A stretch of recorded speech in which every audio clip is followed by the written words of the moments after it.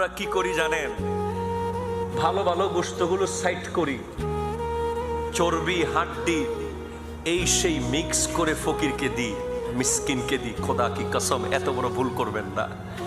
সিদ্দিক আকবরের দরবারে যখন কোনো ফকির আসতো, উনি ওনার সন্তানের হাত থেকে খাবার নিয়ে ফকিরকে দিতেন।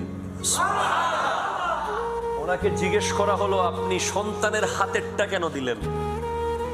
বা আপনি যদি এখন জিজ্ঞেস করেন, ও সিদ্দিক আকবর, সন্তানের হাতের খাবারটা কেন দিলেন, আরেকটা এক্সট্রা ওখান থেকে দিতেন প্লেট থেকে, উত্তর আসবে হয়তো সিদ্দিক আকবর রাদিয়াল্লাহু তাআলা এটা বলবে, প্রত্যেক বাবা তার সন্তানকে যে খাবারটা দেয় সেটা সবচেয়ে ভালোটা দেয়। ঠিক কিনা বলেন না? আর প্লেটে যেগুলো আছে নতুন করে যেগুলো রান্না হচ্ছে, এগুলো ওইটার চেয়ে ভালো নাও হতে পারে। সেজন্য আল্লাহর রাস্তায় যেটা দিবেন এটা সবচেয়ে ফ্রেশটা দিবেন।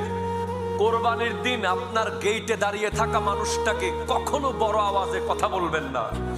মনে রাখবেন, আজকে মসজিদে বসে নিয়ত করেন, এবার কোরবানির পশুতে আল্লাহ 3 ভাগের 1 ভাগ গরিবকে অবশ্যই দিয়ে দেব, পারলে আরো বেশি দিয়ে দেব।